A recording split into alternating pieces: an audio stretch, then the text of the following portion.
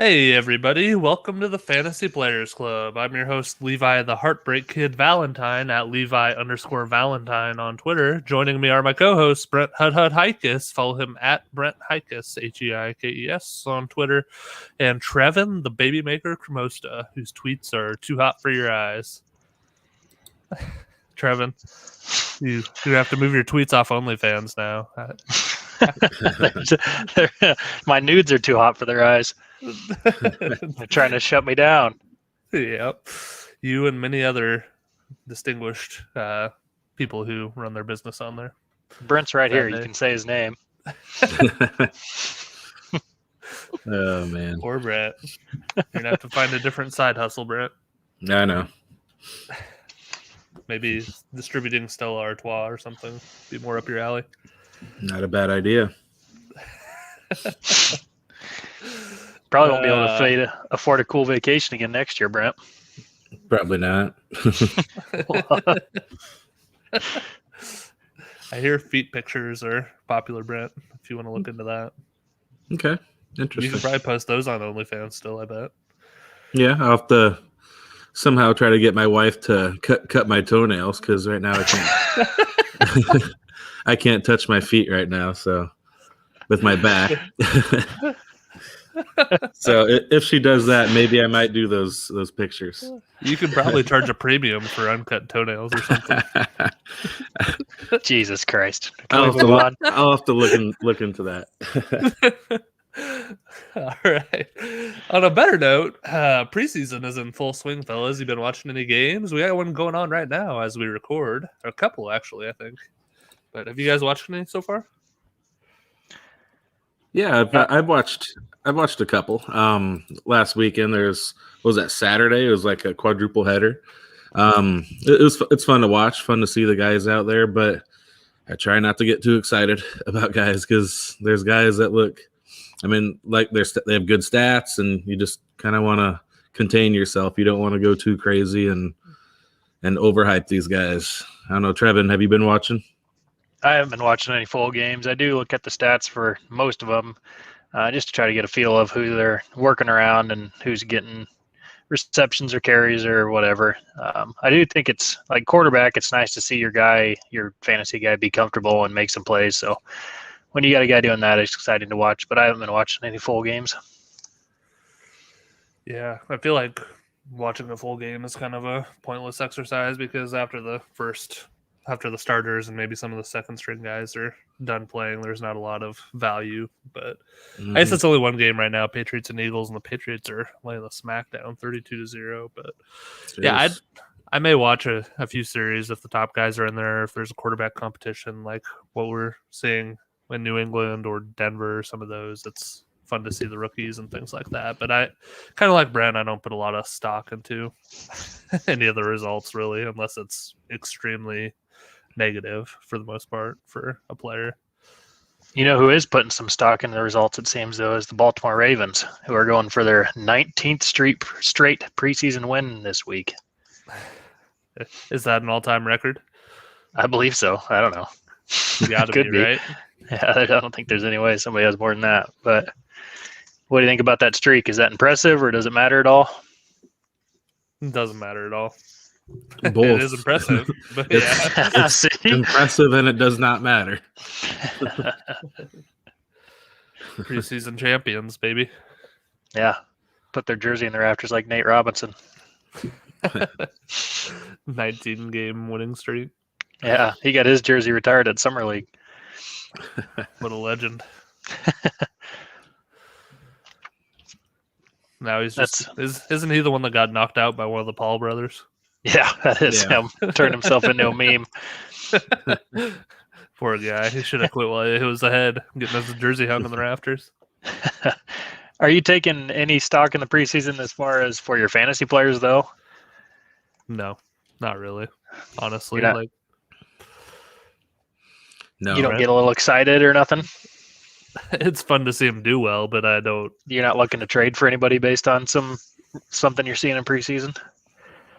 I personally am not. I just don't put a lot of value in it because you never know like who they're playing against. A lot of times it's not necessarily the top string, and then the game plans aren't the same as the regular season, and all of that type of stuff. So yeah, I just, unless it's really really bad, I'm just not putting a lot of weight on it.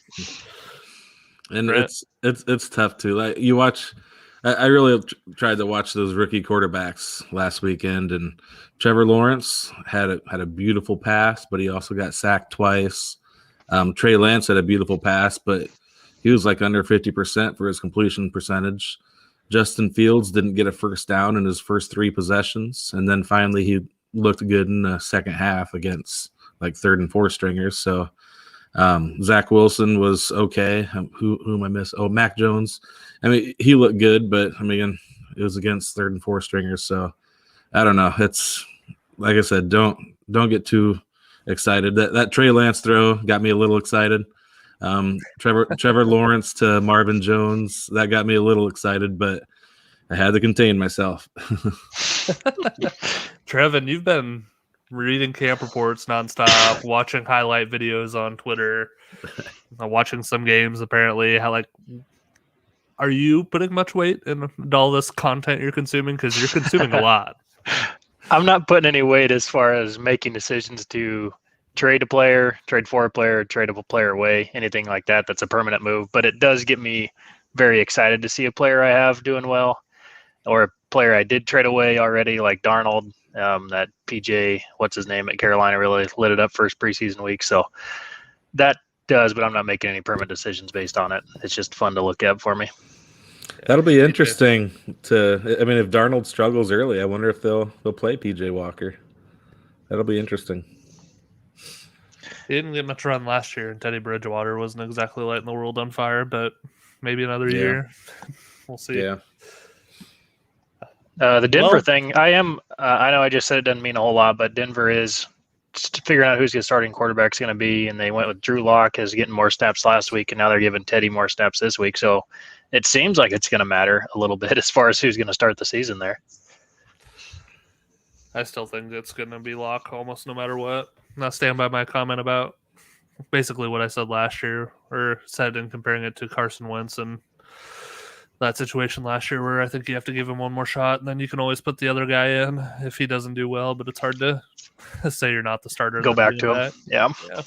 Yep, I agree. And it sounds like Locke has been doing pretty good in training camp, and he had that nice pass to KJ Hamler last week, so he might be the starter. Yeah, it'd be a fun thing to watch. It's a few more weeks, fellas. It'll be here. We're less than 10 days till college football, so it is full-on football season, and we are wrapping up our divisional previews, so let's hop into the main event.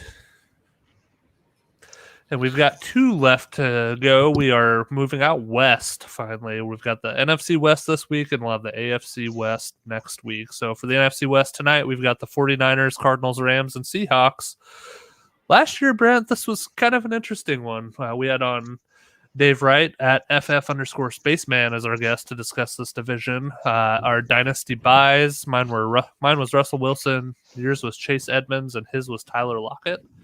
So no, you might have had the best one there, Brent, with Chase Edmonds looking like the starter this year, probably in Arizona. I mean, it wasn't great, but maybe the best. Yeah, Russell Wilson and Tyler Lockett are still obviously very viable fantasy assets and did well last year, but not a lot of movement probably on their dynasty value. Sells, me and Dave had Kenyon Drake, and Brent, you had Cam Akers. How do you feel about that one? Sounds good now. Wow, good call. Kenyon Drake looks like he may steal some touches from Trevin's boy Josh Jacobs this year. That'll be an interesting one to watch. No, probably a good sell. Stash, I had Andy Isabella, who did not pan out. Brent, you had DJ Dallas, who isn't looking great either, and then Dave had Chase Edmonds, which looks like a pretty good call, as we mentioned. Sleeper, I had Christian Kirk, who bombed last year. Brent, you had Larry Fitzgerald, who didn't do a whole lot either, and then Dave also had Christian Kirk. And then redraft fade, I had Tyler Higbee, who I can't say that one looks like a pretty good call. He didn't do that well. Brent, you had DK Metcalf, and Dave had George Kittle. So Kittle with the injury, unfortunately. But Brent, how you feel about that DK Metcalf call? Ooh, no comment on that one. I must have been pretty drunk that night. Jeez. Damn. Well, you look pretty sober tonight, so maybe you'll do better. Hopefully. Let's give you a shot at redemption here. Start us off with your dynasty buy.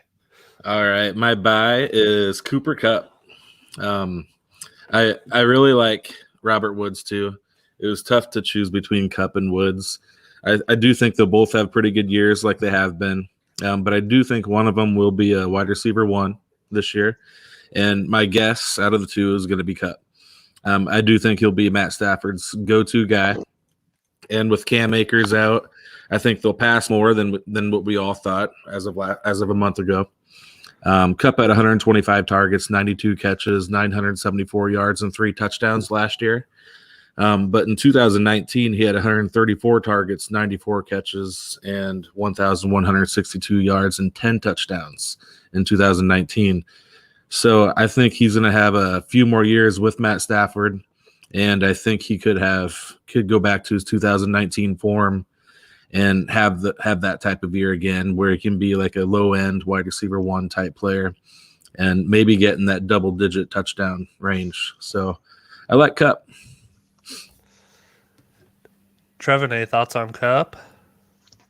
I agree. I also like him. It makes me a little worried on which one of those two to choose from. I agree that one of them is going to be that wide receiver 1 ranking, not overall as a wide receiver 1, but so I like it. And I do want to say, like, if you're wrong on picking the wrong one, it's not that bad. I mean, yeah, the other one's not going to be off a cliff. I agree. Yeah. Yep. Brent, you mentioned kind of the touchdown difference. There was some expected regression there. Mike Clay of ESPN has his OTD stat, which is like expected touchdowns. That year he had 10. Kupp's OTD was only 5.4, so he almost doubled what would have been expected based on where he was on the field and where the ball was thrown from and the quality of those targets as far as touchdowns. And then he had a 3.6 OTD in 2020, so pretty consistent with his actual 3 touchdowns. It's hard to put a lot of weight on any of that, though, just given they do have the new quarterback with Stafford and potentially a little bit of a different approach from McVay as far as the plays they call and how he's going to run that offense this year. So I really am optimistic about Kupp as well, and he's actually someone I'm going to talk about a little bit later, so I'll save the rest of my stats for then. Sounds good. Trevin, who you buying? So my dynasty buy is Deebo Samuel for the 49ers. I think there's a lot of hype around Ayuk, and if you look at their 2 rookie seasons, who Samuel, of course, was 2 years ago, they're very similar. Ayuk had 96 targets last year.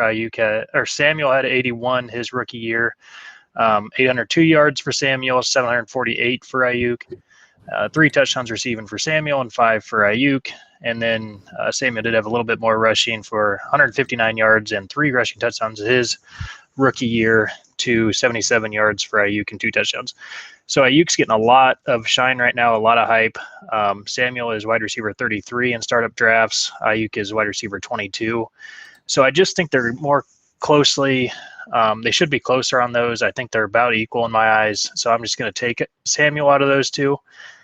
Like I said, he had 81 targets his rookie year. Last year, he had some injuries. He only played 5 full games, had 7 total games. And if you take that sample size, though, he would have been on pace for 106 targets. And I'm not saying he would have had 106, but I'm just with that, the pace he was on, he would have exceeded his rookie target. So I don't think he should have dropped off like he did. I think the Niners' offense is going to be great still. Kittle's injury prone a little bit. So if I'm going to take one of the receivers at their price, I'm taking Samuel.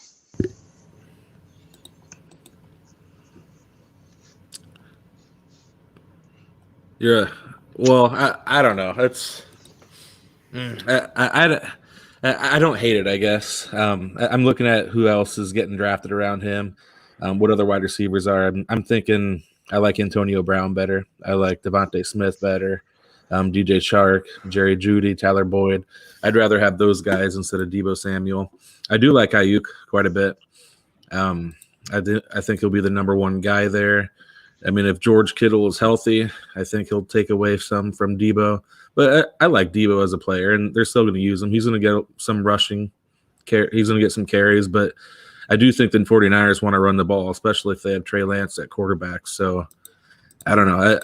Fantasy-wise, not that big of a fan of Debo, but it's not a bad pick. Yeah, I think probably my biggest concern is where he is going to fall in that pecking order, because if Kittle is able to stay healthy, which who knows with just his playing style and his injury history, but I think it's hard to assume that he gets hurt. And then you have Ayuk, who's emerged, and so that makes Debo maybe a third option kind of at best. And I like his talent and a lot of the things you highlighted from his rookie year, Trevin. It's just that, to Brent's point, they may try to run the ball a little more now with Lance, if Lance takes over, and then with Trey Sermon as well, and then just kind of the competition that Samuel may have that maybe wasn't necessarily at the same level in the past. I'm not saying Samuel can't be a good option this year for fantasy. I don't know exactly how to project the receiving options in that offense this year. So at cost, he's certainly someone we're taking a shot on, but it's probably someone you're not necessarily counting on as a starter maybe this year. And if he works out, it'd be a pleasant surprise, would kind of be the way I would approach it, at least. Mm-hmm. That's fine. If I'm going and buying him, I'm looking at it like this might be the number one target on a very good offense at a low cost. Yeah, I think that's totally fair. To give you a little more ammo, Trevin, as you kind of alluded to some of his rookie stats, one of the stats I found was his last, at the end of that rookie season from week 10 to week 17, he put up 697 yards and 4 touchdowns. He's a wide receiver 9 during that stretch. So that certainly speaks to the upside that you're looking at and picking him here as your dynasty buy. Yeah, in his rookie year, Kittle was healthy almost the whole year, played 13 games and finished as tight end 4. So he's done it with Kittle around before. Yep. All right. I will go next. My dynasty buy is Rondale Moore. So I'm dipping into the rookies here, fellas. We've talked about Rondale quite a bit over the course of the offseason, but he's currently going as wide receiver 44 and startup ADP, and I'd probably have him closer to the 30 to 35 range. We're probably all pretty familiar with Rondale at this point. He's taken the middle of the second round by the Cardinals. Athletic freak, but he's pretty small at 5'7", 180. At that 4.3, 240, he ran, has elite burst and agility, and he was a yards after the catch monster at Purdue in college. And obviously broke out as a true freshman, but then had the injuries after that limited him to 7 games over his final 2 seasons at Purdue. So I think that's probably what's scaring some people away, and probably results in his ADP being a little lower than where I would take him personally. He looks like, what I think is the most appealing, though, is he looks, based on what we've seen so far in that first preseason game, like they're going to use him in the slot in the same role that Larry Fitzgerald had over the past few seasons. And in 2019, which was Kingsbury's first year in Arizona and Kyler's rookie season, Fitzgerald had 109 targets that he turned into 75 catches for 804 yards and 4 touchdowns. And I think that's probably pretty achievable for Rondale this year, with upside for more, just given how dynamic he is compared to where Larry Fitzgerald was at that stage in his career. I think he was maybe 35 to 36 that season, then also had a rookie head coach and a rookie quarterback. I would not be surprised if Rondale chipped in some points in the run game in that first preseason game. And I think this is one of the things I do watch for, as we talked about what you get out of preseason games earlier, Trevin, is a little bit how they use these players. And one of the things they did with Rondale in that first game is they did give him 2 carries, and he had 16 rushing yards. And so I could definitely see that carrying over to the regular season to some degree, and him being involved in that way. They have DeAndre Hopkins. Obviously, there's the number 1 receiver, but that depth chart's pretty wide open beyond DeAndre Hopkins. You have the corpse of AJ Green. Shout out to Brent. You also have Christian Kirk, who Brent will sell to also you. Also, shout out to Brent. Yeah, they'll sell you Christian Kirk for a first rounder. And then Keyshawn Johnson and Andy Isabella, I think, are both still there too. So neither one of them has really panned out. So I think Rondale is probably easily better than all those other receivers and has a good chance to be the number 2 option in a high volume offense. And last thing I'll throw out there is he's also working with a quarterback in Kyler, who we think is pretty good. But Kyler generally keeps the ball close to the line of scrimmage. His air yards per attempt was number 20 among receivers last season. So I think that fits perfectly with Rondale's short area quickness and his yards after the catch ability. And I think he could get fed quite a few targets by Kyler this year. So bottom line, go get Rondale Moore in your Dynasty League if you haven't already.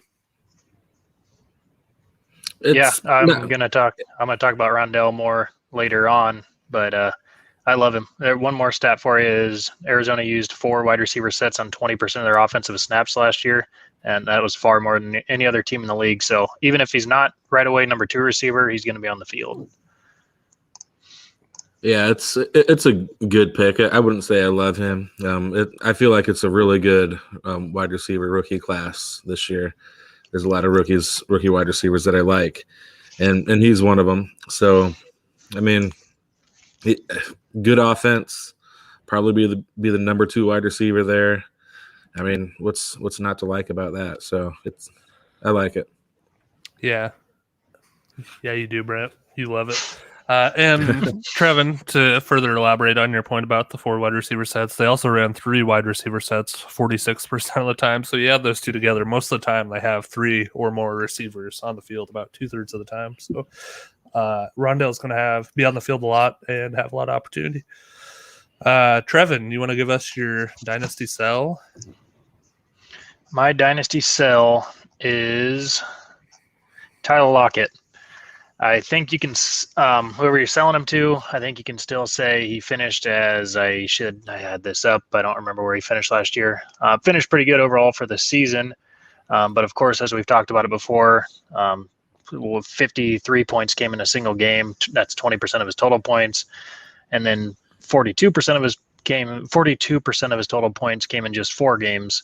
So he hasn't been a guy you can depend on week over week. He'd probably be good in best ball. But with the Eskridge they brought in, I don't think he's going to be taking over Lockett's place right away. But I think now's the time that you can still sell pretty high on him and get a little bit of return back for him. So I'm going with Tyler Lockett for my Dynasty sell. Yeah, Trevin, his finish last year was wide receiver 8 if you include week 17. If you don't, he was wide receiver 13. So right there, kind of a lower end wide receiver 1 season from Lockett last year. Yeah, so I think if there's a guy that you should be able to sell that narrative to somebody that's trying to compete for a championship this year, and I think it's the highest price you're going to give for him.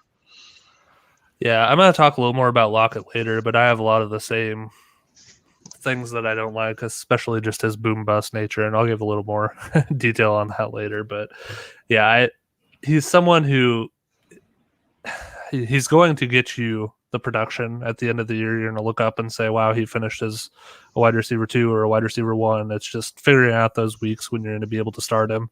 It's kind of like playing whack-a-mole in the weeks where he doesn't go off. He's not helping your team win. So he was a little bit more on his bust nature. He was held to single-digit points in 7 of the 16 games. He was held under 12 points for 10 of the 16 games. Yep, I'm there with you. Brent, do you like Lockett? I mean, I like him as a receiver, but I'm with Trevin on this. I agree. I think it'd be a good time to sell him. He is kind of a boomer bust type guy. I think I saw something that they showed like the top wide receivers for like mid-season last year, and where he was like really shocked me. I can't find it right now, but I feel like maybe he was like top 3 wide receiver like in the first half of the year. So he is a boomer bust. He must have a couple of boom games early on in the season when I saw that. But if you're looking to sell him, I don't blame you. Yeah, Brendan, he had that 53-point game in week 7, and then he had a couple decent, 17, 19 points the first couple weeks. So that 53-point game just pushed him way up to the top of the leaderboard, probably is what you saw. Yeah, after week 7, he was wide receiver 2. 20 targets in week 7. Damn. Wild. Yep. All right. I'll go next with my Dynasty sell. My Dynasty sell is another rookie here. It's Trey Sermon. Sermon's currently going 81st overall. His running back 23 in startup ADP, so he's going as a running back 2 a lower end one, but still. So he was selected in the 3rd round by the 49ers. He has good size, 6 foot, 215 pounds. He has above average burst and agility, but he does lack the top end speed, only a 4.66 40-yard dash. And he's also not a great pass catcher. He had only about a reception per game in college. But my biggest concern about taking him where he's going in Dynasty is that I think he's the number 2 back this season behind Raheem Mostert. Mostert's having kind of a bounce back season this year after injuries limited him to 8 games and 120 touches last year. But in those 8 games, he was the number 16 running back in fantasy, and granted, he's had injuries prior to, and he's only handled 282 carries in his career, but his 5.6 yards per carry is tops in the NFL since he entered the league in 2015. Not that yards per carry is an amazing stat, but I think that is an interesting one. The other thing is that the 49ers don't really rely on one primary back. Since Kyle Shanahan took over in 2017, they have not had a back finish with over 1,000 yards. The closest was Carlos Hyde with 940 that first year.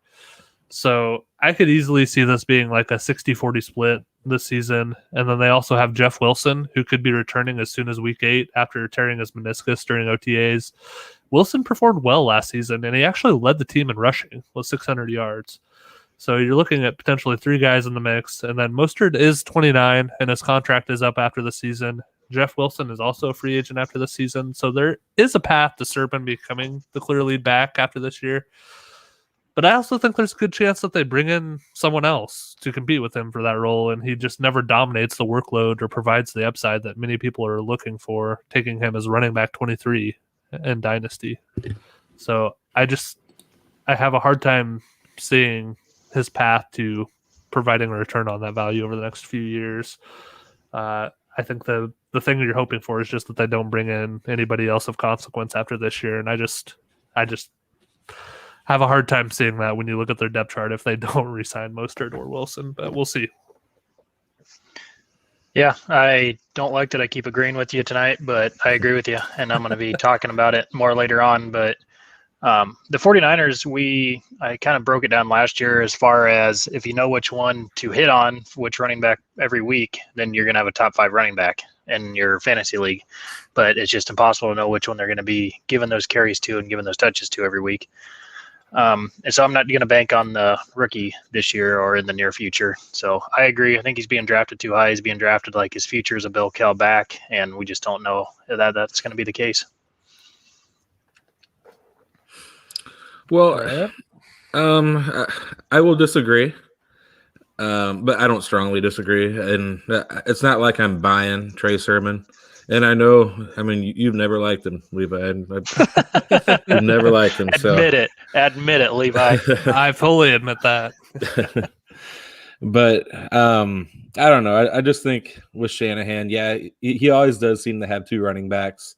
If you think back in his Atlanta Falcon days, Devontae Freeman and Tevin Coleman were his running backs, and they worked out pretty well. Devontae Freeman was actually overall running back number 1, like in 2016 or 17 when Shanahan was there. And I do think if he was looking for another Freeman and Tevin Coleman, I think Freeman is Sermon and Coleman would be Raheem Mostert. So he has that type of upside in that offense. I mean, that type of offense, I think that type of offense really suits Trey Sermon pretty well, and that's why probably Shanahan was probably so excited to get him there. He's just got to play. I mean, we'll see. Like I said, I'm not going to go buy him, but I definitely wouldn't sell him. If I had him on my team, I'd be kind of excited to see how he does this year, because I do think early on, I think we'll see that Trey Sermon is the 1A and Mostert is the 1B. So, and this kind of leads to my sell, actually. Before you hop into that, can I make one more comment? Yeah. I think one of the big things to me that separates San Francisco's situation from what you saw with Shanahan in Atlanta is just the quarterback situation, bringing in Trey Lance. I think Trey Lance is going to soak up some of those carries and probably be less likely to check it down to the running backs compared to what we saw from Matt Ryan in Atlanta. And so maybe I would feel a little better about Sermon if we expected Jimmy Garoppolo to be this, if Trey Lance wasn't there and we just had Jimmy Garoppolo and Garoppolo doesn't have the mobility of Lance and is more likely to check it down. But I think with Lance there, I could see, him being the one carrying the ball a fair amount of that time and just limiting the upside, I guess, for the running backs in that way. Yeah, that's very possible. I don't see Sermon being a running back number one overall, but I mean that's a pretty good offense, and if he's the number one running back in a pretty good offense, that's a good thing to have. Yep. Trevin, were you going to say something? Yeah, I was just going to touch on Mostert a little bit. His stats are pretty funny to look at for his career. He came in the league when he was 23. He didn't have more than 50 carries in the season until he was 27 with the 49ers, where he had 137 carries and 772 yards. So it's just pretty funny to look at. He went when he was 23, no carries in the league. When he was 24, he had 1 carry in the whole year. 25, he had 6 carries. 26, he had 34 carries, and finally broke out when he's a 27-year-old running back. So kind of a wacky career. Yeah, it is. It's a hard journey for those undrafted players, especially undrafted running backs. I mean, for him to be able to do what he has done is, I think, pretty impressive. Mm-hmm. All right, Brent, who's your sell? Well, speaking of Mostert, he's my sell. We alluded to it a little bit. He's 29 years old, only played in 8 games last year, coming off an injury, already having knee issues here in camp, and he's wearing a knee brace now in training camp. They drafted Sermon in the 3rd round, Shanahan's guy. They drafted Elijah Mitchell in the 6th round, so they're looking for running backs. They signed free agent Wayne Gallman. Jeff Wilson will be coming off the PUP list soon. Trey Lance and even Deebo Samuel could take some red zone rushing attempts away from guys like Mostert and Sermon. Just not a big fan of him anymore. I like him. He's extremely fast. I know his yards per carry is probably like number 1 for eligible players. So he's a great player. He's fast. He's going to have his role this year if he stays healthy. But I think if you can sell him, I think now would be the time. Yeah, I agree with you, Brett. The only way I think I'm buying him in Dynasty is if I'm a contender and it looks like middle of the year that he is the guy and he's having a big year or something like that. But at age 29 for a running back, with especially one with an injury history like his, I'm not buying, and I think that'd be the only thing with the sell is you might have a hard time finding a buyer potentially. But if he has a good start to the year, you can probably find somebody willing to take a shot. Mm-hmm. So Levi, you'll have to look at your rankings, and you think you look at a different one, but I'm actually showing Mostert as the 24th running back in ADP for Dynasty right now, which kind of surprises me on this one. Yeah, I was using DLF's Superflex startup ADP, and they show him as 38. So yeah, that makes more sense. They have Sermon up there at 23, but that Sermon's way higher than what I'm looking at too. So I have Sermon as 33rd running back. Are you looking at their startup one, Brent? Not startup, no. Okay. Yeah, that's what I was looking at. So, but yeah, any thoughts on Mostert, Trevin, that you haven't already thrown out there? No, I think it's just tough to sell him. I don't know who's going to buy him. You have to have a buyer, so it might just be a thing you got to hang on to for that reason. Yeah. All right, I will. Can I jump into my sleeper? Your stash? My stash, yeah. Yep. Nice. So my dynasty stash, we're sticking with the Niners running backs, is Elijah Mitchell. I think they took him in the 6th round. We've talked about it, plenty about the running back room there, but Mostert, Wilson, and Gallman are all free agents after this year. I think the only running backs that are signed for next year are Sermon and Mitchell. I really like Mitchell's measurables. He 5'10", 201. He ran a official 4.38, 4.39, and an unofficial, I'm not sure what that means if there's wind or something, but 4.3, 240. Had a good 3-cone drill. So he could be that home run threat that we've seen Shanahan be so good at using there with the 49ers. And Shanahan also has shown that he doesn't really care where guys are drafted. He's going to play the guy that's doing the best, gives him the best chance of winning. So I don't think Mitchell's going to get a lot of carries this year just because of how crowded it is, but it is somebody that at some point might take over as a starting running back, and I wouldn't be shocked there. He had great production at the University of Louisiana, Lafayette, I believe. Yep. So I like him a lot. I grabbed him in all my dynasty leagues I could. I like this stash, Trevin. I like it a lot. He was one of my favorite late round running backs in the draft this year, and but he went to the 49ers, and I'm like, I mean, with Sermon there, and with Wayne Gallman there, and Mostert, and we were just talking about the guy on PUP. What's his face? Wilson or Gallman? Wilson, yeah. Yeah, and right now Mitchell's hurt, but like you said, you don't expect much from him this year. So I like the pick. Good job. Yeah, I like it too. You've hit on a lot of the reasons already, so I won't rehash those. But I will say, I think you mentioned the pro day times, Trevin, and the unofficial versus the official. Brent, correct me if I'm wrong on this, but I think the unofficial is just what someone who reports that time had on their individual stopwatch, and then the official is like all the scouts that are there that were timing it, get together at the end of the day and kind of come up with a consensus official time. So that's why you see a little bit of variance there, I think. Yeah. Gotcha. All right. Brent, you want to go next with your stash? Stash it. Honestly, I don't think I'm going to stash anyone in the NFC West. This was tough. But if I had to stash someone, it's Tutu Atwell. He was a second-round pick for the Rams. I mean, that draft capital's great. No one's talking about him. You can get him in your third, maybe fourth round of your rookie drafts. But he's extremely fast, very fast. He's special with the ball in his hands. And I think the Rams will try to get him the ball a few times a game. It might be returns early on, but you never know. He might get a few carries. In the preseason game, he showed off his speed in that preseason game. That was kind of neat to see. But with Matt Stafford at quarterback, he could love him going deep.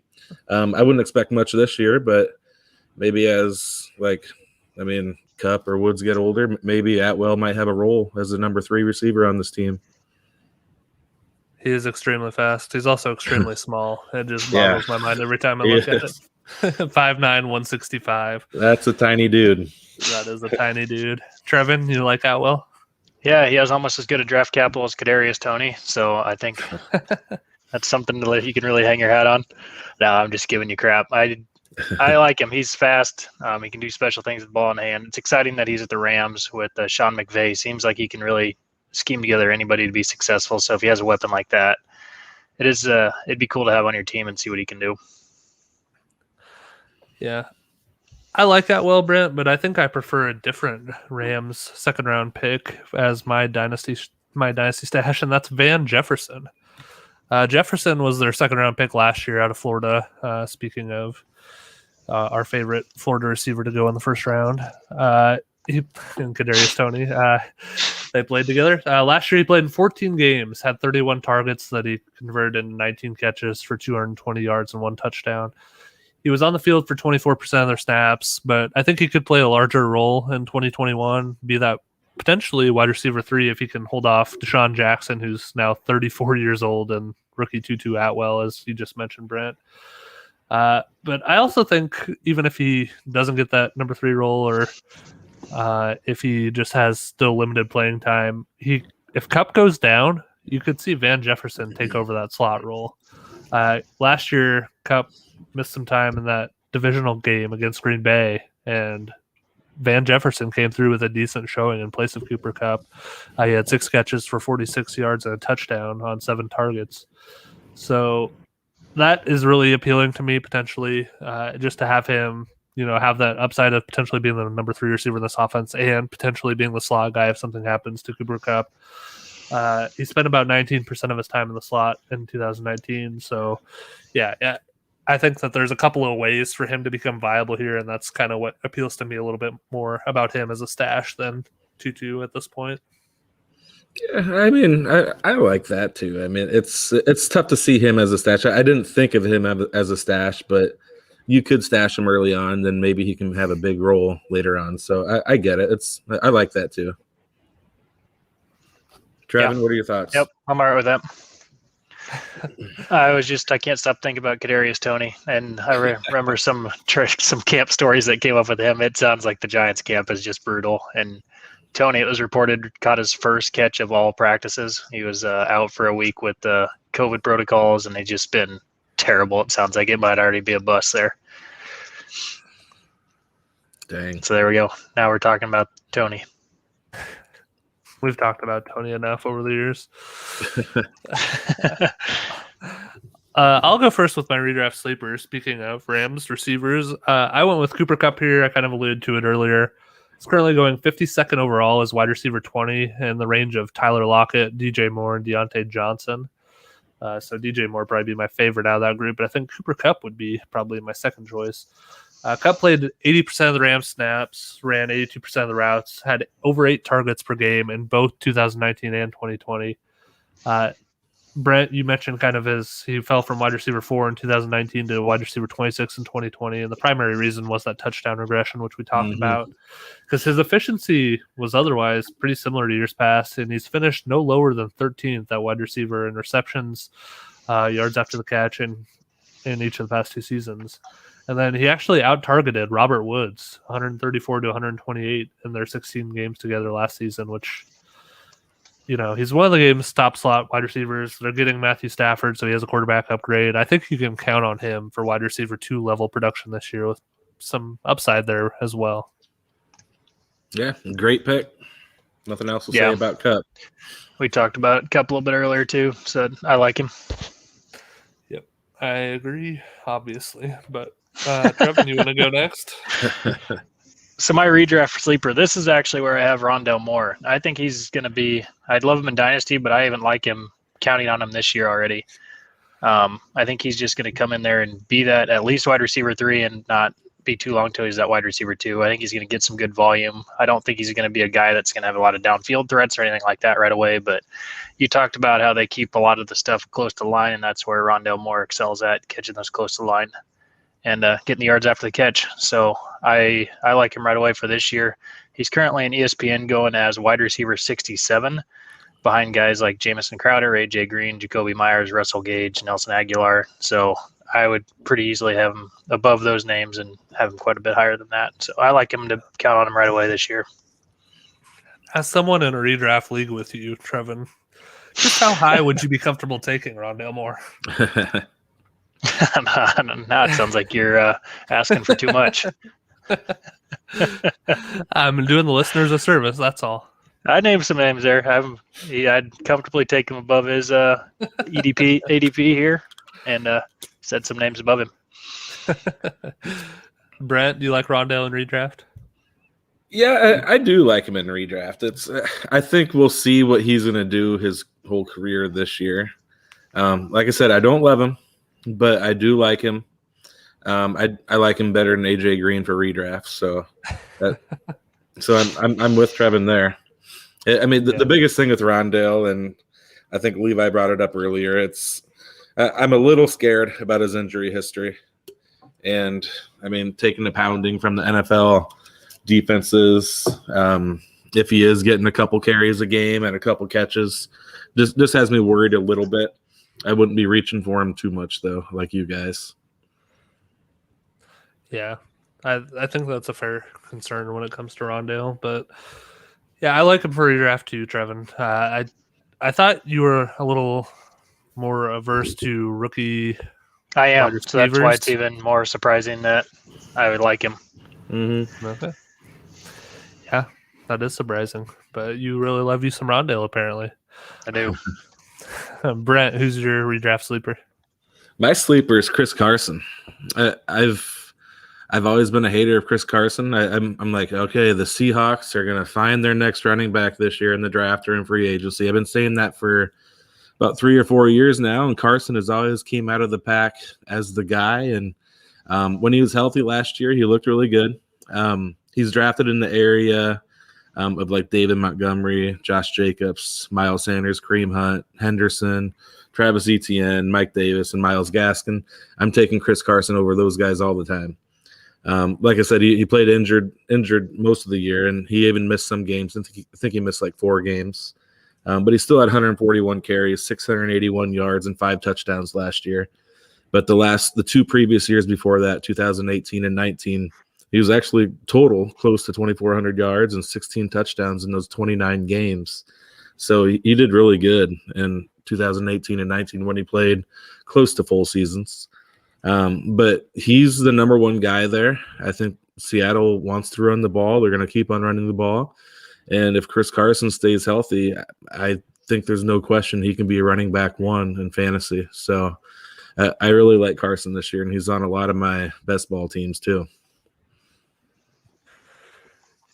Yeah, it feels like he's so much older than he is. It feels like he's been around forever, but he did just re-sign with the Seahawks on a 3-year deal in March. So they've given clear indications that he's going to continue to be the guy. And Brent, you mentioned kind of you could see him as a running back one on a fantasy points per game basis. He's been number 11 and number 12 the past 2 years, and then he was number 16 the year before that. So he's just been really consistent. In each of those years he's played. He's missed a couple of games, but not a ton. So he's played 14, 15, and 12 games the past 3 seasons. So when he's on the field, he's certainly effective, and he's on the field most of the time. Nobody's going to say ooh or ah if you take him in your redraft league, but I think he's going to be someone that you'll feel comfortable slotting into your starting lineup every week. Yeah, I like him too. They gave him that contract. They've tried to find the guy to replace him. They even drafted Penny in the first round a couple years ago, but he just keeps working the best for him, so they can't keep him off the field. Even he's going to be 27, I think, this year, and I don't think he's going to be slowing down yet. All right, Trevin, you want to hit us with your redraft fade? We've talked about it enough. I've got another 49ers running back here as my fade, and that's Mostert. I'm sticking away from Mostert this year. And ESPN ADP, he is going as 29, and we've talked about it enough, but I think they traded up for Sermon, so he's going to be ahead of him, and then the room's so crowded anyway that I don't want Mostert on any of my redraft teams. I agree. I don't think I'll have him either. He's kind of in that running back dead zone where I'm just kind of avoiding all those guys. Brett? Yeah, good call. I agree with you. All right. My fade is Tyler Lockett, who we've already talked about a little bit. We've talked about his boom-bust nature, and I just don't want to deal with that in a redraft league. Just a couple of stats to kind of build on what we talked about earlier. He had 265 fantasy points last season, if you include all 17 weeks. 46% of those came in 3 games, as did 8 of his 10 touchdowns. Jeez. Wow. He scored 51 more fantasy points than any other wide receiver those weeks, but he was wide receiver 32 with 9 finishes of 40th or worse the other 13 weeks. So when he's not the number one receiver, he's not even hardly startable, maybe a flex at best. So yeah, that's kind of where I would have him. Is I would only be comfortable with him as maybe my wide receiver 3 or a flex spot at best. So I'm just probably not going to end up with him anywhere because he's going as wide receiver 19 right now. Yeah, I'm with you on this too. Once again, agreeing with you guys. So now, where would you be more comfortable getting Lockett? Because I think there is some value in a guy that can just win a week for you. So I don't want to just write him off completely. I think if he can be that third receiver or flex receiver spot, that's a guy in that position that can just win a week for you, where you don't have to count on him for that weekly production. Where would you take him at? Use him in DraftKings for a week. That's what I would do. Yeah, I'd probably be more comfortable in that 25 to 30 range, Trevin. So yeah, about a little bit low where he's going. Yep, I'm with you. Trevin, bring us home. Maybe pick a redraft fade from the division that we're talking about this week. I already did mine. I said Mostert. Yeah. Brent didn't have to awkwardly call you out this week and us not know what he was talking about. I was looking at Brent like he was crazy, like he's having a stroke or something last week. He's like, what week is it? And I'm like, what are you talking about? But Brent was smarter than us both. He knew that Devontae Smith is not in the NFC North. So good job, Brent. I should have just spoke up and said something, but I thought you guys were playing a trick on me because I love him so much. So I don't know. We're not that smart. All right. My fade is it's kind of sad. I'm fading my guy Chase Edmonds. Wow. I know. Holy cow. I know. I feel really bad about saying all this stuff. You know what this means, Brent?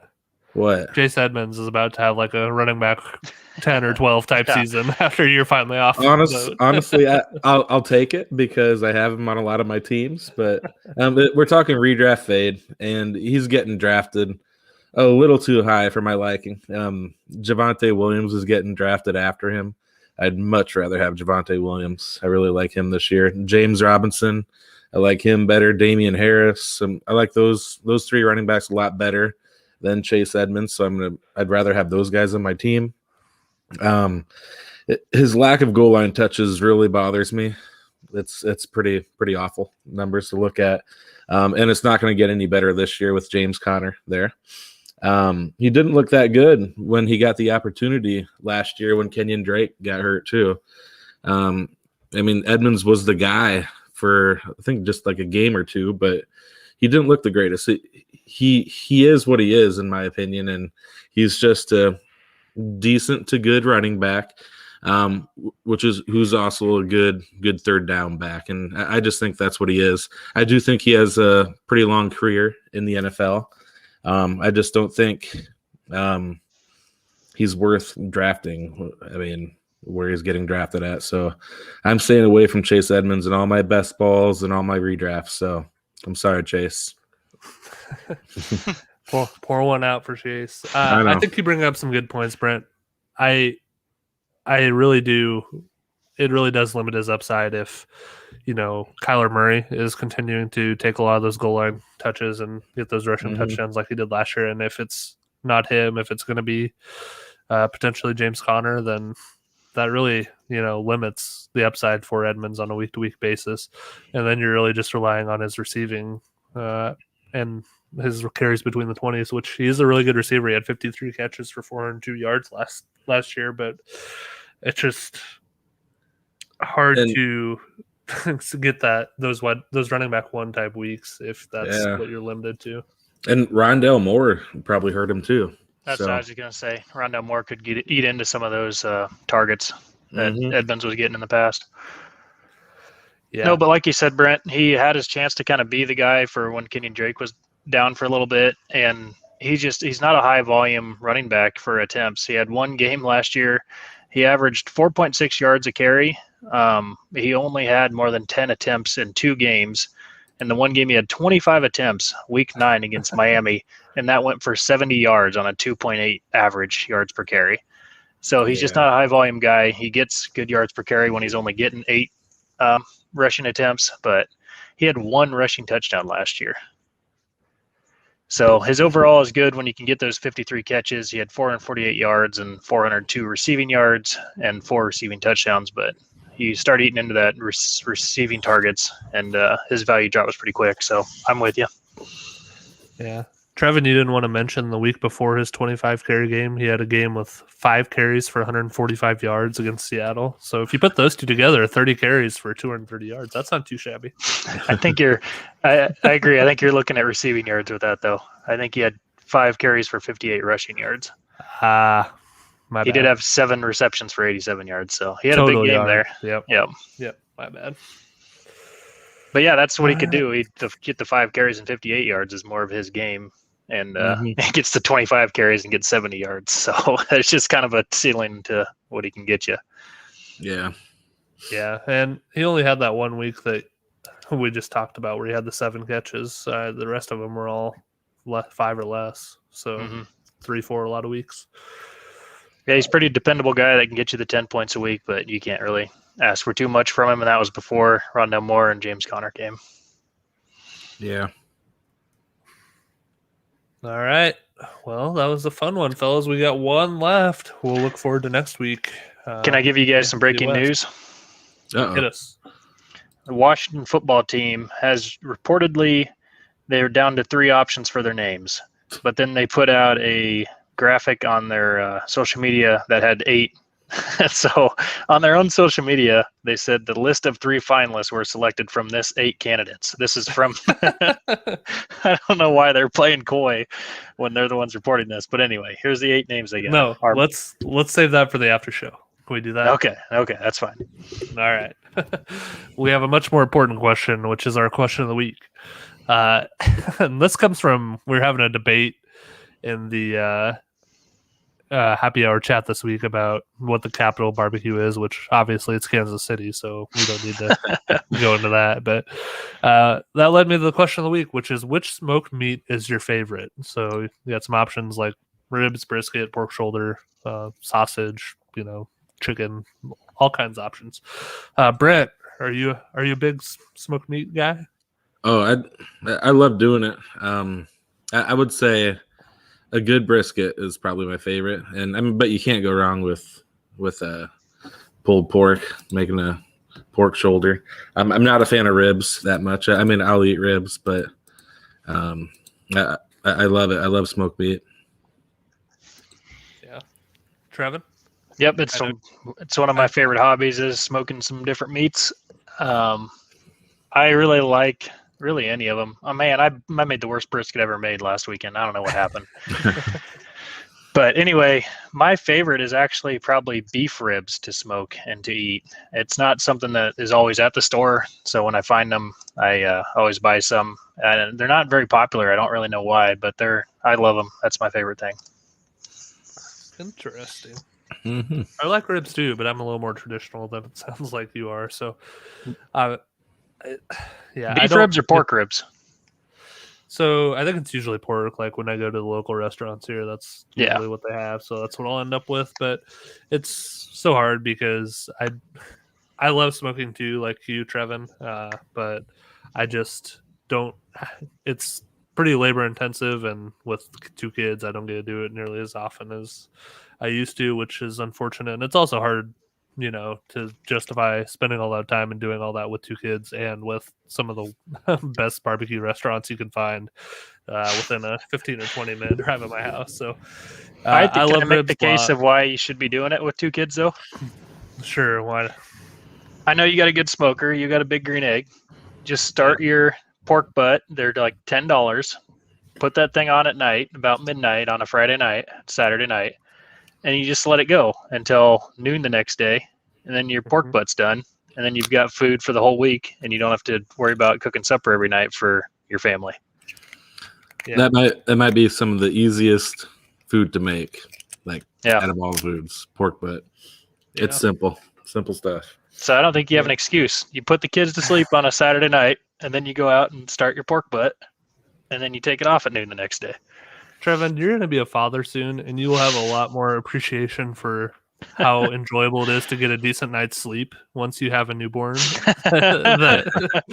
Yeah, you're probably right. I don't know how much I want to be using my one night of sleep on smoking something all night. I got you.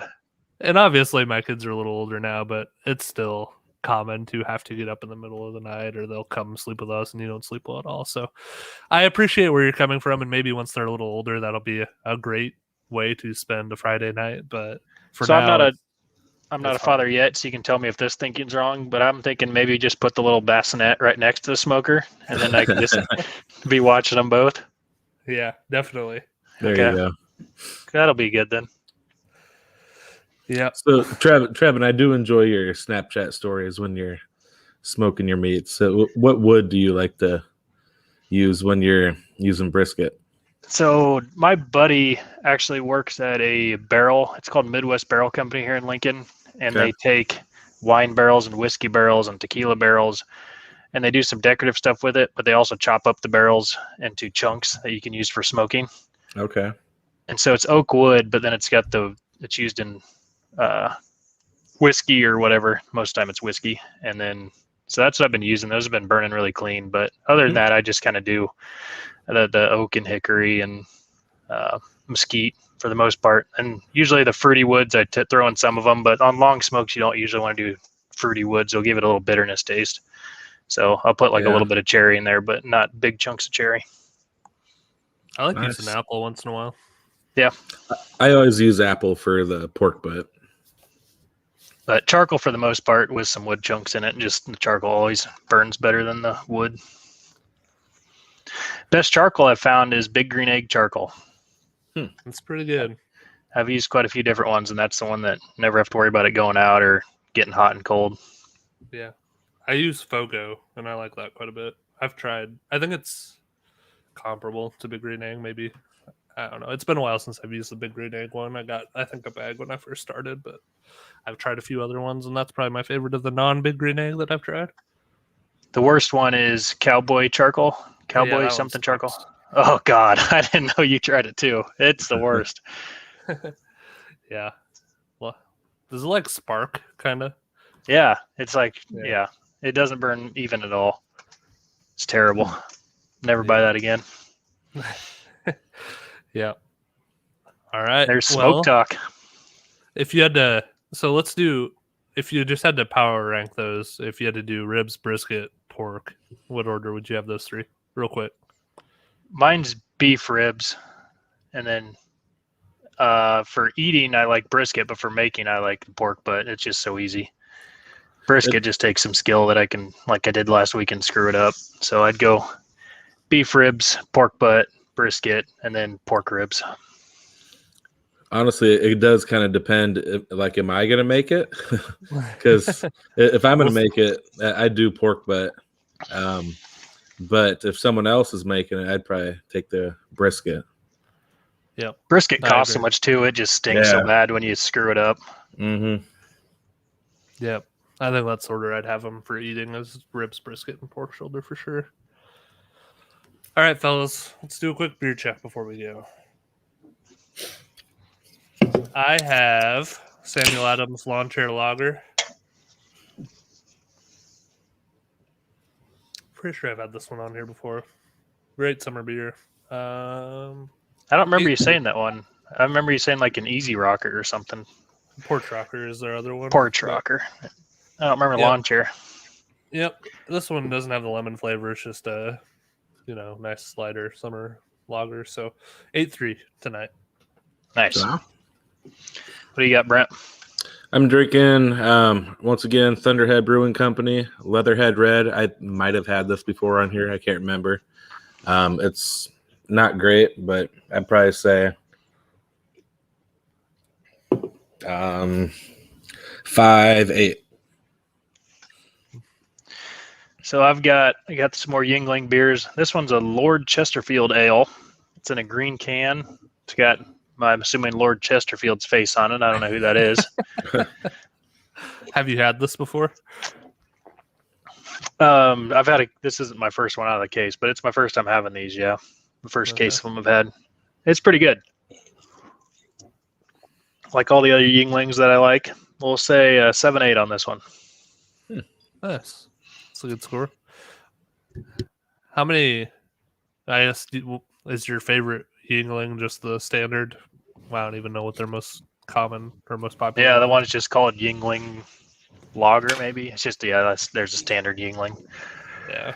The golden one's really good. I like the golden one might be my favorite.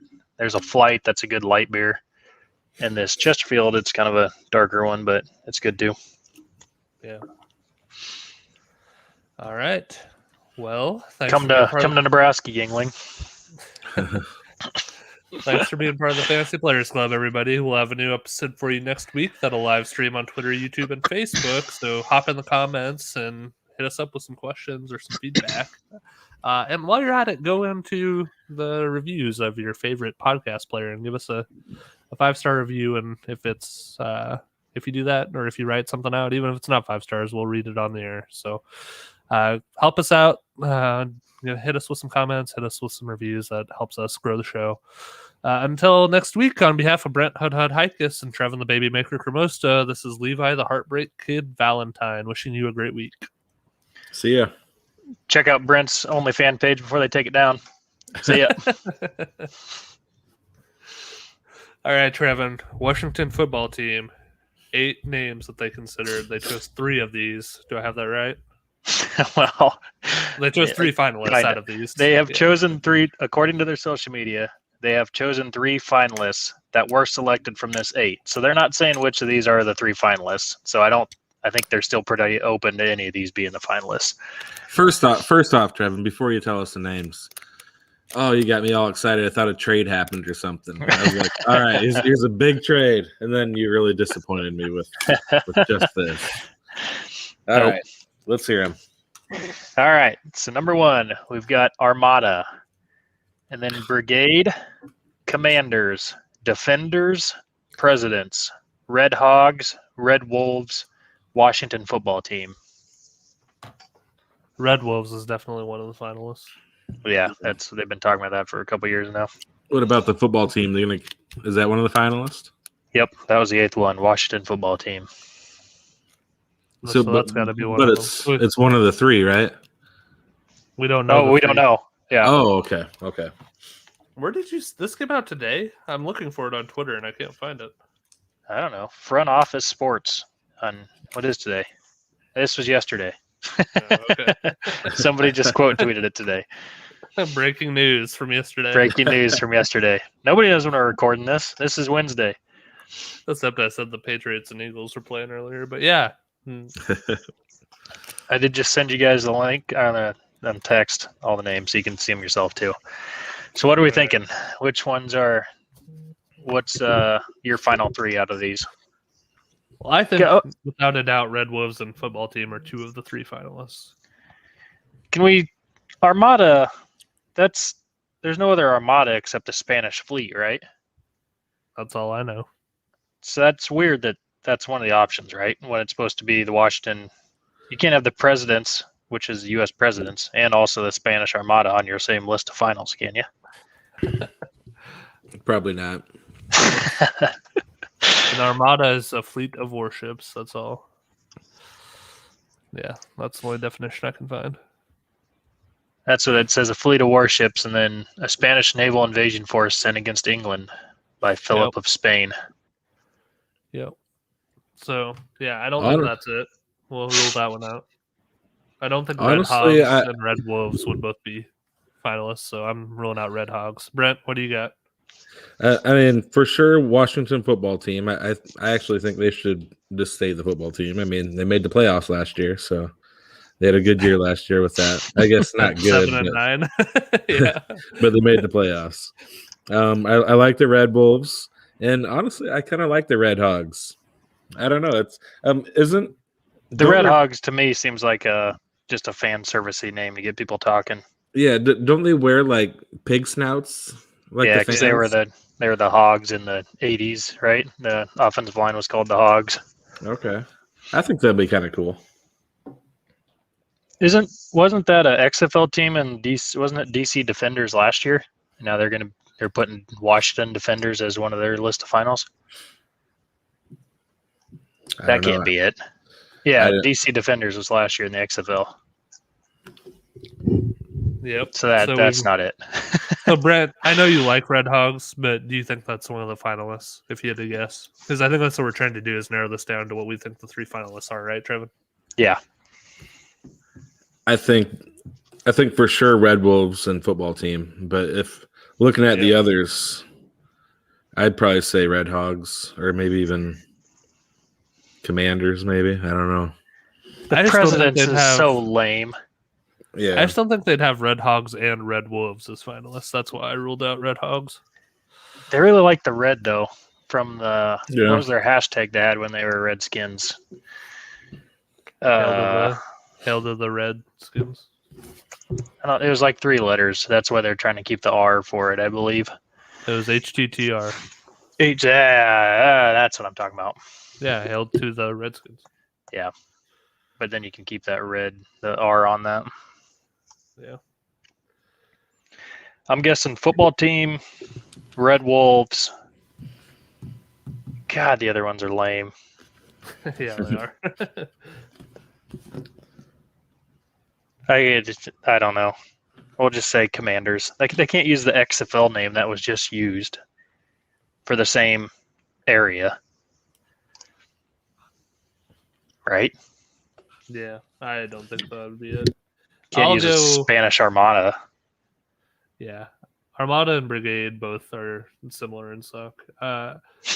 Commanders and Defenders are kind of the same. Like they're very similar in suck. So I'm going with my prediction is football team, Red Wolves, and Presidents are the finalists. Really? Right? Yep. I think the Presidents is the bottom of my list. I don't like it, but that's my prediction. Yeah. I don't think it'll be the Presidents.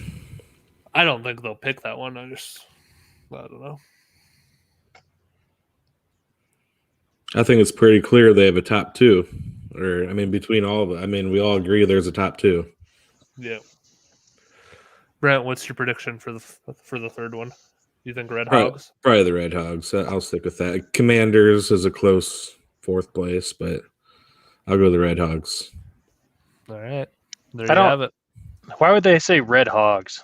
Just go Hogs if you're doing Hogs. Because they want that R, like you were talking about. What the hell's a Red Hog? I wonder if by all the stories they tried doing Red Wolves kind of last year, but somebody had bought all the names before they could use them and trademarked all the names that they were obviously going to choose from. So I wonder if they got that purchase now, the Red Wolves. Maybe. That's my guess for my final. The red wattle hog is a breed of domestic pig originating in the United States, named for its red color and distinctive wattles or tassels. You think that's what they're going for? Yeah, probably. His name is probably a wattle hog anyway. The owner. I can't think of his damn name. Snyder. Snyder's a wattle hog. Tune in next week to see if Dan Snyder chooses to name the team after himself or not. The Washington Football Snyders. That's what the Bobcats were, right? Named after their owner. Bobcats? The Charlotte Bobcats. Well, their owner was what? Paul Bobcat or something? No, Bob Johnson. Rumor has it they named the team after himself. I don't know that. I didn't know that either. There you go. I heard it was named after his wife. I don't know what you're talking about. She's Bobcat in the sack. On that note, have a good week, everybody. See ya. See ya. See ya.